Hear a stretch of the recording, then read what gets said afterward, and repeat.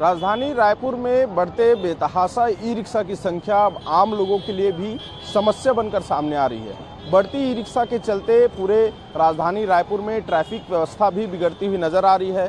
तस्वीरों में आप देखिए कि किस तरह से रायपुर शहर में ई रिक्शा जो है सड़कों पर खड़ी होती है। इसकी सबसे बड़ी वजह यही है कि पूरे रायपुर में करीब 12,000 से अधिक ई रिक्शा संचालित हो रहे हैं और ऐसे में इन ई रिक्शाओं पर लगाम नहीं लगाने के चलते रोजाना ई रिक्शा की खरीदी होती है और नई नई ई रिक्शा मार्केट में नजर आ रही है। तस्वीरों में देखिए कि किस तरह से ई रिक्शा सड़कों पर खड़ा हुआ है, जिसके चलते बड़ी समस्या जो है ट्रैफिक की पैदा हो रही है। इसको लेकर जो है यातायात की ओर से कई तरह के प्लानिंग्स भी बनाए गए। रायपुर को चार अलग अलग भागों में बांटने की भी बात हुई, जहां पर रिक्शों को अलग अलग एरिया में डिवाइड किया जाएगा, लेकिन ये केवल कागजों तक ही सीमित रह गया। धरातल पर ये प्लान नहीं उतर पाया, जिसके चलते आज भी वो समस्या बनी हुई है। कई ऐसे ई रिक्शा संचालक और तमाम लोग यहाँ पर मौजूद हैं, उनसे भी हम बातचीत करने का जो है प्रयास करेंगे। ये ई रिक्शा की संख्या काफी ज्यादा है, ऐसे में किस तरह की समस्या आ रही है? ग्राहक भी कम मिल रहे हैं और जितना कार बढ़ रहा है, ट्रक बढ़ रहा है, बस बढ़ रहा है, उसके लिए गवर्नमेंट क्या कर रहा है? खाली ई रिक्शा दिख रहा है। मजदूर आदमी मजदूरी नहीं करेगा तो क्या करेगा सर? आप ही बताओ। हम मजदूर आदमी क्या करेंगे बताओ? बेरोजगार लोग, नहीं तो नौकरी दे हमको। इसको 4 अलग अलग क्षेत्र में डिवाइड भी करने के लिए कहा गया था, लेकिन किए कि नहीं? कितना रेलवे स्टेशन है तो डिवाइड होगा? कितना बस स्टैंड है डिवाइड होगा? बताइए आप।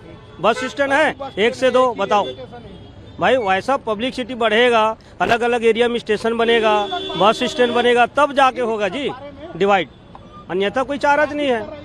ये जैसे आप लोग सड़कों पे जैसे ई रिक्शा रोकते हैं तो चालान भी काटते हैं क्या? चालान काटता है, नियम के विरुद्ध चलाओगे तो चालान कटेगा ही। सही से चलाओगे तो कोई चालान नहीं काटेगा। राह चलते तो पुलिस वाला नहीं पकड़ता है। आप गलत चलाओगे, कोई रिक्शा वाले गलत चला रहे, उसके ऊपर चालान कटेगा ही। ज्यादातर ये देखा जाता है कि जैसे चौक चौराहों में जैसे आप लोग खड़ा करते हैं सवारी रोकने के लिए, तब उस वक्त भी समस्या होती, तो पार्किंग की भी आप लोग के लिए एक ई रिक्शा का स्टैंड तो कहीं पर दिए नहीं है। जहाँ जहाँ दिए ऑटो स्टैंड कुछ दिए हैं, और सवारी जहाँ रहेगी ऑटो तो वहाँ पर रोकेंगे ना। आप रिपोर्टिंग करने यहाँ पे आए हैं क्योंकि आपको यहाँ पर दिख रहा है, इसलिए आप यहाँ पे आए हैं। आप जंगल में तो नहीं जाएंगे रिपोर्टिंग करने। तो वैसे ही ऑटो वाले जहाँ पर सवारी मिलेंगे वहाँ तो खड़ा करेंगे ना। मार्केट हो गया, रेलवे स्टेशन हो गया, बस स्टैंड हो गया, मॉल वगैरह हो गया, यहीं पर तो खड़ा करेंगे कि जंगल में जाके खड़ा करेंगे? ये बताइए। जहाँ सवारी मिलेगी वहीं तो खड़ा करेंगे ना सर। प्रॉपर निगम की ओर से भी पूरे क्षेत्र में कहीं पर ऐसा जगह निर्धारित नहीं किया गया? कहीं निर्धारित दिए हैं, पुराने ऑटो वाले रहते हैं वहाँ पे, जो है नए लोगों को जगह नहीं मिल पाती है। 2-4 दिए हैं, वहाँ पर खड़ी होती है 40-50 की संख्या में। अब वहाँ पर से हटाया भी जाता है तो लोग हट भी जाते हैं। ऐसा तो नहीं कि कहीं पर बीच रोड में रिक्शा वाले रोक दे रहे हैं। साइड में तो खड़ी करके रोकते हैं ना। कारें भी रुकती है, बसें भी रुकती है। इतनी बड़ी बड़ी सिटी बसें चढ़ी, जगह है क्या सिटी बसों के लिए? बताइए आप। उस टाइप का जगह है शहर में आपका?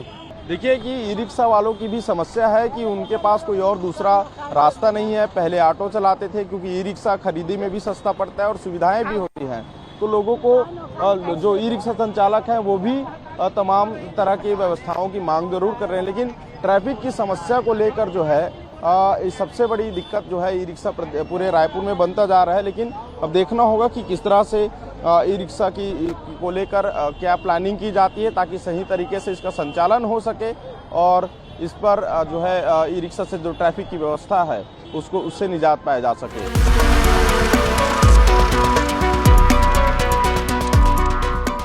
बढ़ते ई रिक्शा के चलते राजधानी रायपुर में ट्रैफिक व्यवस्था बदहाल हो चुकी है। आम जनता भी परेशान है और जो लोग 4 पहिया 2 पहिया वाहन से निकलते हैं उन्हें भी काफ़ी दिक्कतों का सामना करना पड़ता है। ये रायपुर में ई रिक्शा की संख्या बढ़ते जा रही है। किस तरह से ट्रैफिक की समस्या होती है इससे? आप रोजाना सफ़र करते हैं यहाँ की सड़कों पर? समस्या होती है ट्रैफिक को लेके। मतलब मेन चीज़ क्या है कि ये एक तो नियम से नहीं चलते, इनके कारण है ना बड़े वाहनों को बहुत प्रॉब्लम होती है जाने में।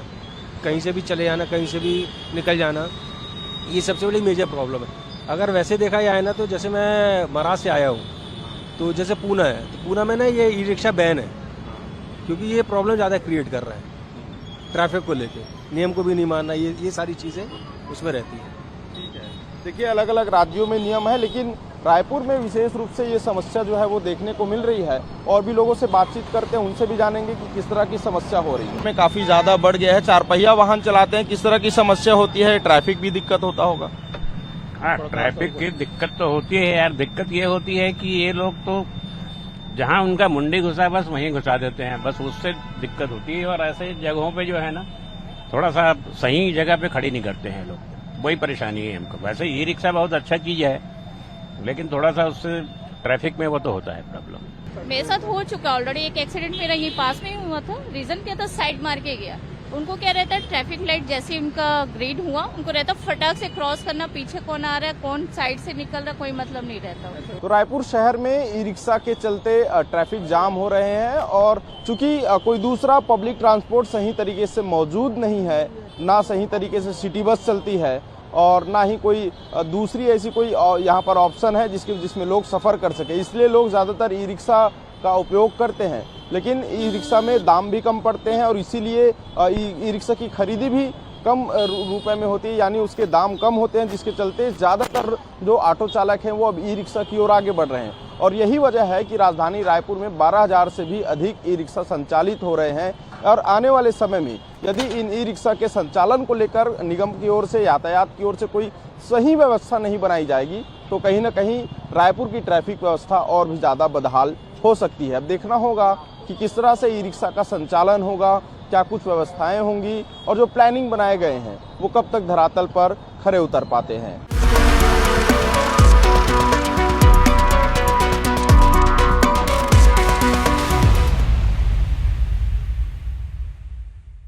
तो यातायात व्यवस्था में अब काफी परेशानी होने लगी है लोगों को। इस परेशानी इसलिए होने लगी है क्योंकि जो ई रिक्शा है, टैक्सी है, इनकी संख्या बहुत ज्यादा हो गई है, जिससे सड़कों पर या फर्राटे मारते हुए दौड़ती हैं, जिससे परेशानी लोगों को होती है। हम आपको बता दें कि जो यातायात के नियम हैं उनका उल्लंघन करते हुए या टैक्सी रिक्शा दौड़ रहे हैं, ओवरलोड दौड़ते हैं, जिससे काफ़ी परेशानी होती है। और हमारे साथ स्थानीय लोग भी मौजूद हैं, उनसे भी चर्चा करेंगे कि किस तरह से उनको भी अब इन परेशानियों का सामना करना पड़ रहा है। जो ई रिक्शा है, ऑटो है, दिन प्रतिदिन इनकी संख्या बढ़ती जा रही है, तो आने जाने में आप लोगों को भी किस तरह से परेशानी? देखिए, जिस प्रकार से शहर में ई रिक्शा की तादाद बढ़ रही है, चिंता का विषय है। आप देख रहे हैं कि ई रिक्शे मतलब जैसे आप जा रहे हैं तो ना साइड देते हैं, कहीं से भी कहीं पे घुस जाते हैं, जबकि कलेक्टर महोदय द्वारा जो ई रिक्शाओं पे बच्चों को सुबह से ले जाते हैं तो प्रतिबंध लगाया गया है, लेकिन उनके द्वारा ना कोई एक पैरामीटर फिक्स किया गया है कि इतनी सवारी बैठाएंगे, जितना ही मन होता है बैठाते हैं, कहीं से कहीं पे घुस जाते हैं, लोगों की जान पर बनाती है। और ये माल वाहक जो वाहन के रूप में उसका उपयोग करते हैं, सामान अत्यधिक लोड करते हैं, सरिया ढोते हैं, सरिया बाहर निकाल देते हैं, तो निश्चित तौर पर ये शहरवासियों के लिए जान का खतरा बना हुआ है और प्रशासन को इसको संज्ञान में लेते हुए कड़ी से कड़ी कार्रवाई करनी चाहिए। तो प्रशांत सिंह भदौरिया अधिवक्ता हमारे साथ थे, और भी लोग हैं, उनसे भी चर्चा करें। तो कितनी परेशानी होती है जिससे आने जाने में कहीं पर भी रिक्शा खड़ी हो जाती है? रिक्शा वाले हैं जो ना तो साइड देते हैं, अपने बिना साइड के मोड़ देते हैं, और जो सवारी हैं सीमित सवारी से ज़्यादा सवारियां लोड कर लेते हैं, और शासन प्रशासन इन पर ध्यान नहीं देती, कहीं भी खड़ी कर देते हैं रोड के किनारे, जिससे यातायात को अनियंत्रित करते हैं। और भी लोग हैं, उनसे भी चर्चा करेंगे। क्या नाम है आपका? हमारा नाम अभिषेक पाल। क्या कहेंगे, अब कितनी प्रभावित होने लगी है यातायात, जैसे आप भी जाते आते हैं?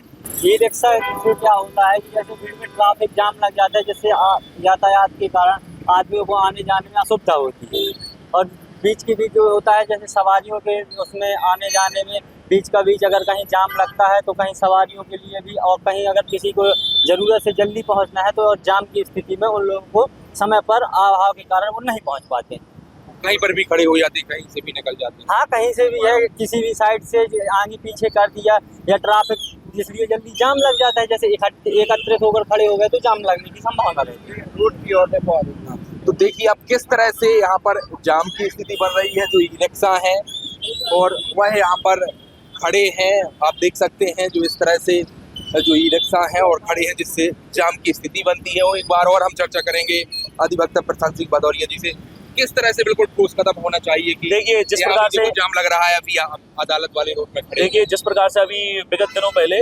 माननीय एसपी साहब ने एक इन पे नंबरिंग करके वो चलाया हुआ था कि ये से ये नंबर के रिक्शे इस रूट पे चलेंगे, इससे इस नंबर के रिक्शे इस रूट पे चलेंगे, लेकिन जो यहाँ के जो रिक्शे वाले हैं, जो रिक्शा संचालक हैं, इनके द्वारा कोई भी जो शासन प्रशासन द्वारा पैरामीटर दिए गए हैं उनको फुलफिल नहीं किया जा रहा है। कहीं पे जहाँ किसी भी रिक्शे वाले को कहीं की भी सवारी मिलती है, चाहे वहाँ जाने के लिए वो ऑथराइज हो या ना हो, लेकिन वो जाते हैं ना, ये देखते हैं कि कहाँ पे साइड, कहाँ पे रुकना है, कहाँ पे नहीं जाना है, कौन वन वे है, कौन टू वे। जहाँ पे उन्हें जगह मिली और वहाँ पे घुसा दिया। और सबसे बड़ी बात ये है कि यातायात विभाग की ये निष्क्रियता देखिए कि अभी आप ये देख रहे हैं ये वन वे रोड है, यहाँ पे कार भी आ रही है, वाहन भी आ रहे हैं, लोग ये रोड पे वाहन भी खड़े करके चले जा रहे हैं। यहाँ पे कोई भी प्रशासन ध्यान नहीं दे रहा है, ना यातायात विभाग ध्यान दे रहा है। और ये शहर की जनता के लिए बहुत मतलब वैसा विषय है कि उनको अनाथ छोड़ दिया गया है कि आप मरिए जाइए जो करना हो करिए, हम लोग बिल्कुल ध्यान नहीं देंगे और हम लोग अपने तरीके से मतलब मटर गश्ती करते रहेंगे।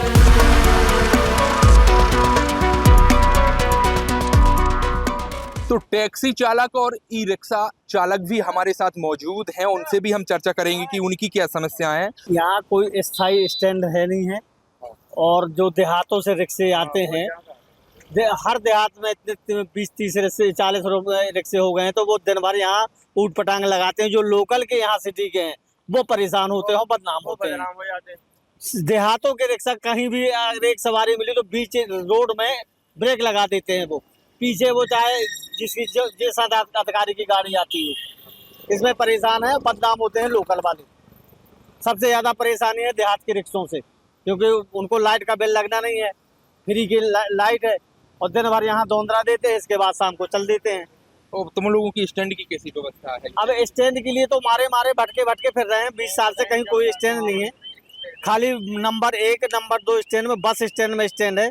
यहाँ तो वहाँ लगाते थे 24 गड्ढे में, तो वहाँ से भगा देते हैं वो। अब यहाँ दाल रोटी चला रहा है, किसी न किसी प्रकार के दिन निकाल रहे हैं, क्या है। तो और भी चालक मौजूद है, उनसे भी चर्चा हम करेंगे कि वाकई क्या नाम है आपका? मेरा बबलू साहू। बबलू, आप लोगों को कितनी परेशानी है? जैसे लोग कहते हैं कि चाहे जहां आपकी टैक्सी रुक जाती है, रिक्शा रुक जाता है, तो यातायात में परेशानी होती, बहुत भीड़ हो गई है। तो अब किस तरह से आप लोगों की भी परेशानी हो, ऐसे में कैसी व्यवस्था बनाएंगे आप लोग? तो यही है, बाहर की जो गाँव के लोग आ जाते हैं, रिक्शा वाले ज्यादा आ जाते हैं, कम हो जाती। तो अगर जो लोकल की तो है कम, बाहर की ज्यादा है, इसलिए अब स्टैंड बन जाए बढ़िया, अच्छा सा हो जाए तो बढ़िया है। वजह क्या चाहते हैं? स्टैंड की परेशानी। सबसे ज्यादा स्टैंड की दिक्कत। लोग कहते हैं और हर जगह खड़े कर लेते हैं, ऊपर सामग्री लादे रहते हैं। बाहर गांव के लोग आते हैं ना, वो यहाँ पे चला के जाते हैं और चला जो नए सूरा होते वही कर देते बस। देहातों की जितनी गाड़ी आएंगी वो सामान लाद के जाएंगी। उनका एम है कि जो देहात के हैं, उनके गाँव के हैं, वो तो सामान ऊपर ला देंगे, नीचे ला देंगे और सवारियां लटका के भी जाएंगे। जो ई रिक्शा चालक, टैक्सी चालक हमारे साथ थे और इन लोगों का यही कहना है कि जो शहर में ई रिक्शा और टैक्सियों की भीड़ बढ़ रही है, तो ग्रामीण क्षेत्र के जो वाहन है वह शहर में आ रहे हैं और हर्राटा मार रहे हैं, जिससे परेशानी होती है और वह लोग यातायात के नियमों का पालन नहीं करते। और इनकी यह जो समस्या इन्होंने बताई है कि टैक्सी स्टैंड की समस्या बताई है कि उनको टैक्सी स्टैंड नहीं है और जिससे उनको काफ़ी परेशानी होती है।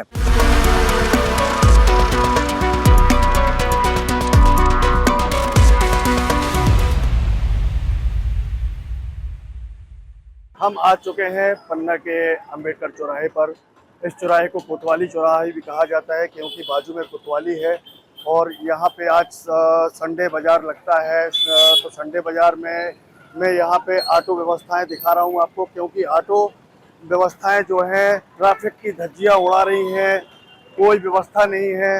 इन व्यवस्थाओं को देखते हुए फिटनेस भी इनकी नहीं मिल रही है।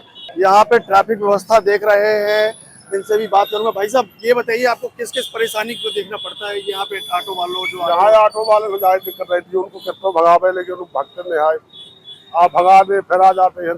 और ओवरलोड लेके कैसा क्या दिक्कत आती है? ओवरलोड तो नहीं आते हैं, 2-3 सवारी लेके आते हैं, लेकिन आप भीड़ लगा देते हैं। और क्या फिटनेस वगैरह ठीक रहती है इनके, टायर वगैरह और ये सब? हाँ, सब सही रहते हैं।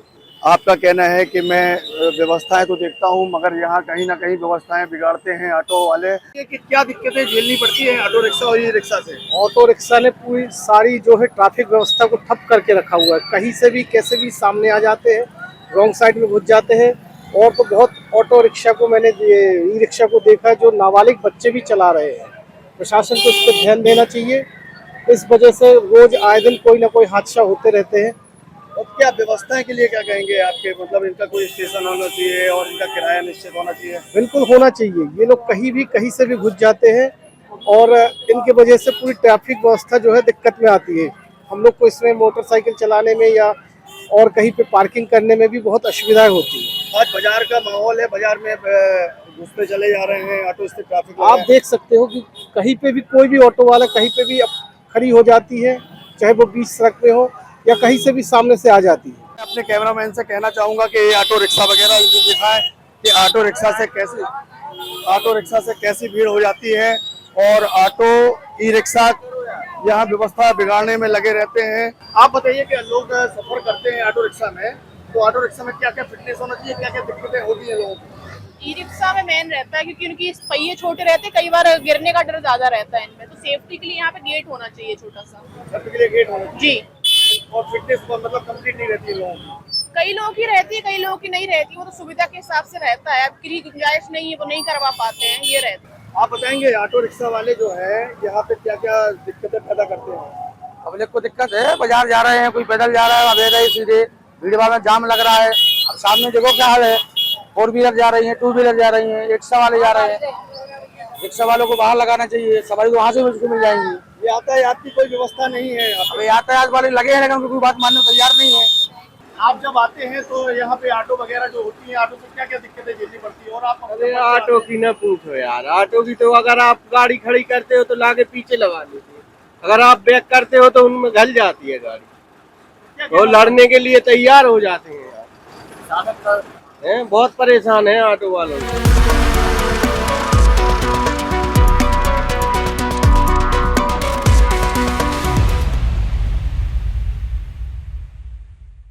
शहर की बेतरतीब यातायात व्यवस्था के पीछे एक बड़ा कारण इन शहरों में दौड़ रहे बेतरतीब ऑटो है, जिन ऑटो को यात्रियों के लिए एक बड़ी सुविधा माना जाना चाहिए था, बस समय के साथ एक बड़ी परेशानी बन गए हैं।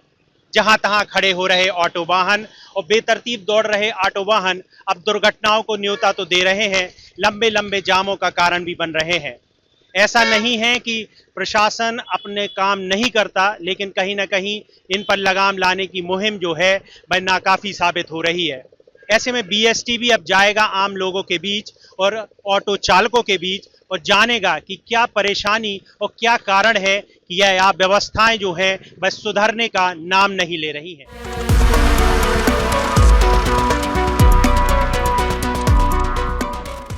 शहर में बेतरतीब दौड़ते ऑटो हर व्यक्ति के लिए इन दिनों परेशानी का सबब है। आम आदमी परेशान है लेकिन चाहकर भी कुछ नहीं कर पा रहा। आइए लोगों से जानते हैं कि क्या उनकी समस्या है, क्या वह समाधान इसका देखते हैं। क्या नाम है सर आपका? सचिन असाटी हमारा नाम है, घंटाघर पर हमारी शॉप है। हमारे लिए ये है कि न केवल आज़ाद मार्केट में ऑटो की समस्या है बल्कि संपूर्ण शहर में है। बेतरकीब तरीके से चलाते हैं ऑटो, ना ही इनका रुकने का स्थान फिक्स है, ना सवारी लेने का, ना सवारी छोड़ने का। कहीं भी अचानक ब्रेक लग जाता है, ब्रेक लगने से आए दिन दुर्घटनाएं हो रही हैं। इस समय दमोह शहर दुर्घटनाओं में नंबर 1 पर चल रहा है, जिसका रिकॉर्ड मध्य प्रदेश सरकार भी दे रही है। तो हमारा ये है कि इनको भी रोजगार है, इनका रोजगार चले, इनको समस्या न, लेकिन इनको एक तरकीब दी जाए कि इनके यथास्थान निश्चित हो। जगह जगह ऑटो स्टैंड बनाए जाए शहर में, इनको रुकने के लिए स्थान दिया जाए कि आपको यहाँ पार्क करना है, ताकि स्टैंड बने, पब्लिक भी वहाँ से बैठे। तो हम ये चाहते हैं कि एक सुलभ व्यवस्था इनके लिए बनाए कि इनका रोजगार भी चले और आम नागरिकों के लिए चलने फिरने के लिए राहत हो। और भी लोग हैं हमारे साथ। सर क्या नाम है आपका? मैं डॉक्टर प्रेमचंद स्वर्णकार हूँ और मेरा मानस भवन में पैथोलॉजी करके क्लिनिक भी है। सर ये ऑटो हर तरफ दौड़ रहे हैं, इस तरीके से इनकी संख्या बढ़ रही, क्या लगता है आपको यातायात में क्या परेशानियां आपको महसूस? नहीं, आपने सही कहा। वैसे आपको ईमानदारी से कहूँ तो हमारे यहाँ की ट्रैफिक व्यवस्था वैसे भी लचर है और उतनी ना यहाँ पार्किंग की उतनी अच्छी व्यवस्था है और अक्सर यहाँ जाम लगता रहता है। और रही सही कसर जो है ऑटो की बेतहाशा वृद्धि ने कर दी। और भी लोग हमारे साथ हैं। सर आपका क्या नाम? अशोक भारती। क्या करते हैं आप? रामदयाल वॉच कंपनी, घंटाघर पे दुकान है। आपका यहाँ मेन घंटाघर चौराहे पर है, यहाँ पर यातायात का बहुत ज्यादा दबाव रहता है, तो आपको इन ऑटो से क्या परेशानियां? इस संबंध में जिला प्रशासन को कम से कम 10-15 साल से अवगत कराया जा रहा है। हमारे जो अध्यक्ष हैं मार्केट के, उनके द्वारा अपन ने ज्ञापन भी दिया है, लेकिन ये यहाँ मार्केट तो ठीक है, पूरे शहर में पैदल चलना भी दूभर है। ऑटो का क्या है, जैसे अपने जो स्थान खाली कराए गए, जहाँ जहाँ भी पार्किंग थी, उनको पार्किंग को सुव्यवस्थित करा जाए, वहाँ ऑटो के स्टैंड के लिए जगह दी जाए ऑटो बहुत तेजी से बढ़ रहे हैं देखने को मिलता है। आप क्या इसका समाधान मानते हैं, चूंकि आप शहर के मध्य में हैं, आप लोगों को भी इस परेशानी से रूबरू होना पड़ेगा? चूँकि हम युवा व्यापारी संघ के पूर्व अध्यक्ष रहे हैं, इस मामले में एसपी साहब से और कलेक्टर साहब से हम लोगों ने कई बार जाकर मीटिंग की कि इनका ऑटो वालों का एक स्थान निश्चित किया जाए। जैसे जबलपुर नाके साइड से कोई ऑटो आता है तो उसको कीर्ति स्तंभ के पास खड़ा करना चाहिए या हॉस्पिटल चौराहे के आसपास खड़ा करना चाहिए। हटा नाके साइड से कोई ऑटो वाला आता है तो मांगनी स्कूल के पास, उसको घंटा घर के पास आने की ज़रूरत नहीं है। वहीं पिक एंड ड्रॉप वाली स्थिति बनना चाहिए, वहीं से सवारी ले और वहीं सवारी छोड़े, तो घंटा घर के जो ऑटो का लोड है वो कम हो जाए। ये हमारे घंटाघर चौराहे के वो व्यापारी बंधु थे जो कहीं ना कहीं अपने व्यापार में भी रुकावट महसूस कर रहे हैं, और जो यातायात का दबाव यहाँ बनता है वो देखा जा सकता है। यातायात व्यवस्था हो और उसमें दौड़ते हुए ऑटो हैं, तो इन सबको संभालने की एक बड़ी जिम्मेदारी यातायात विभाग पर भी होती है। विभाग अपना काम कर रहा है, लेकिन क्या परिवर्तन दिख रहा है, क्या परिवर्तन की उम्मीदें हैं, यह उस विभाग के अधिकारी ही बता सकते हैं। हमारे साथ यातायात थाना प्रभारी दलवीर सिंह मार्को जी हैं। हम जानते हैं कि क्या समस्याएं हैं, क्या कार्यवाही वह करते हैं। सर, पूरे शहर में ऑटो दौड़ रहे हैं, बड़ी भारी मात्रा उनकी हो चुकी है, जहां तहां रुक जाते हैं, तो क्या कार्यवाही आप लोगों के द्वारा होती है? हम तो प्राथमिक तौर पे अभी सभी गाड़ियों का वेरिफिकेशन कर रहे हैं। ये गाड़ियां चेकिंग करते हैं और साथ ही जहाँ भी शहर में मिलते हैं हमारी टीम लगातार भ्रमण करती रहती है शहर में। हम इनको एक यूनिक नंबर प्रदान कर रहे हैं ट्रैफिक की तरफ से, जिसमें ई रिक्शा चालक हैं इनको हरे रंग का और जो ऑटो चालक हैं इनको पीले रंग का। इसमें हम 3 गाड़ियों पे 3 जगह चिपकाते हैं, एक आगे, एक पीछे और एक ऑटो ई रिक्शा के अंदर। हम ये यूनिक नंबर सिर्फ उन्हीं को देते हैं जिनके दस्तावेज पूर्णतः वैध हैं। उनके दस्तावेजों की डेट कब तक वैलिडिटी है, कब समाप्त होना है कागजों की वैधता, हम अपने एक रजिस्टर मेंटेन करते हैं। उस पर जो भी चालक है उनका लाइसेंस रखते हैं। सर, आपने कहा कि हम दस्तावेजों की भी जांच करते हैं, तो यहाँ पे भी मैं देख रहा हूँ काफ़ी ऑटो यहाँ पर खड़ी हुई, तो क्या बिना दस्तावेजों के भी ऑटो दौड़ते हुए पाए जा रहे हैं? जी, बहुत सारे ऑटो ई रिक्शा हैं जो बिना दस्तावेज के चल रहे हैं। जब शुरू में ख़रीदा जाता है, क्रय किए जाते हैं वाहन, तो इनके दस्तावेज रहते हैं। इसके बाद ये कई सारे वाहन मालिक या चालक दस्तावेज अपडेट नहीं कराते हैं, उनका रिन्यूअल नहीं कराते हैं, जिससे ये समस्या आ रही है। और हम चेकिंग के दौरान उनके दस्तावेज चेकिंग, जैसे ई रिक्शा में रजिस्ट्रेशन, बीमा और ड्राइवर का लाइसेंस अनिवार्य है। साथ ही 2 साल बाद इनका फिटनेस भी होना अनिवार्य है। इसी तरह ऑटो में फिटनेस, परमिट, प्रदूषण, लाइसेंस और बीमा कंपलसरी है, पर जिनके ये समस्त दस्तावेज नहीं मिलते हैं उन पर चालानी कार्रवाई की जाती है। सर, अभी बीएसटीवी ने बाज़ारों का जायजा लिया, देखा कि बहुत ज़्यादा यातायात व्यवस्था जो थी प्रभावित हो रही थी, तो कैसे आप उस पर काम करते हैं? उस यातायात को सुचारू बनाने के लिए आप क्या?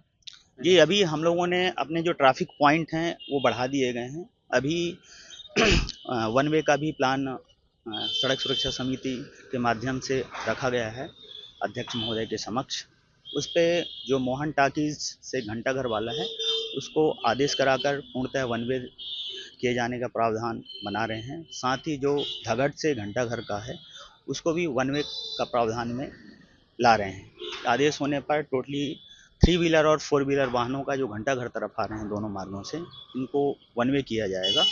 साथ ही आगे भविष्य में प्लान है कि जो हम नंबरिंग कर रहे हैं उसके बाद इनको शहर के चारों मार्गों पर जो मेजर रोड्स हैं उन पर डिस्ट्रीब्यूट करें, ताकि जो घंटाघर के आसपास के मेन रोडों पर यातायात का लोड बढ़ रहा है उसको कम किया जा सके। तो ये थे यातायात थाना प्रभारी दलवीर सिंह मार्को जी, जो ये बता रहे थे कि किस तरह वो कार्रवाई करते हैं।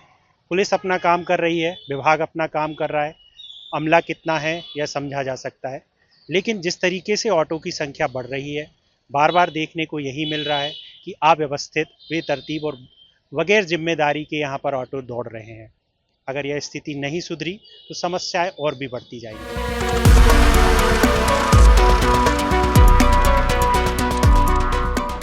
अगर यातायात व्यवस्था ऑटो से प्रभावित हो रही है तो कहीं ना कहीं ऑटो चालकों की भी अपनी खुद की परेशानियां हैं, जिन परेशानियों से रूबरू होकर वह यहाँ पर आते हैं। चलिए हम ऑटो चालकों से भी जानते हैं कि उनकी समस्याएं क्या है और क्या उनकी मांग रहती है बेहतर व्यवस्था बनाने के लिए। क्या नाम है आपका? हमारा नाम अभिषेक शर्मा है। अभिषेक, ऑटो चलाते हैं आप, कब से चला रहे हैं? 2-3 साल हो गई सर। क्या परेशानियां आपको महसूस होती हैं जब आप ऑटो चलाते हैं दमोह की सड़कों पर? किराया वो नहीं है कोई फिक्स, और ये जो बैटरी वाले ऑटो हो गए हैं, हम लोग का डीजल वाला है, तो कोई जैसे 20 रुपए था उससे पहले, किराया कोई वो नहीं है पक्का। एक और लोग आरोप लगाते हैं आप जहां तहां वाहन अपने खड़े कर लेते हैं ऑटो, तो इसकी क्या कारण है? पार्किंग नहीं है कहीं पे भी, किसी के भी दुकान के सामने खड़े करो तो सब बगात है। क्या क्या नाम है आपका? लल्लू यादव। लल्लू जी, क्या आपकी क्या परेशानी है? क्या परेशानी है, कहूँ खड़े हो भी नहीं मिलना, रोड पे नहीं है, कहूँ है ही नहीं है, कहाँ हो जाए हमारे खड़े हो में तो भाई भगा देते हैं, चालान काट देते हैं, पुलिस वाले आन के चालान काट दे भगा देते हैं, हमारे कहाँ जाए हैं। बैटरी वाले हैं जो पूरे में जा रहे हैं 10-10 रुपया में, हमारा 10-10 रुपया करता रहे बैटरी वालों ने, अब इनके लिए कुछ काम ही नहीं है, डीजल ही नहीं कर रहा, दिन भर को हो जाता। अच्छा, पुलिस प्रशासन से क्या दबाव रहता है जब आप? अभी अब रोड पे खड़े करेंगे, कहूँ बार नहीं है, मतलब पार्क नहीं है, पार्क हो तो हमारा पार्क में खड़े करते, अब मतलब मैंने रोड पे खड़े होते आने के चालान कर देते, 1500 को चालान कर रहे। कहीं ना कहीं इन ऑटो वालों की भी अपनी परेशानियां हैं, उनके पास रोजी रोटी का संकट भी है, और जब रोजी रोटी के लिए ऑटो चला रहे हैं तो यह एक नई दुविधा है कि किस किस चीज से वह प्रतियोगिता करें।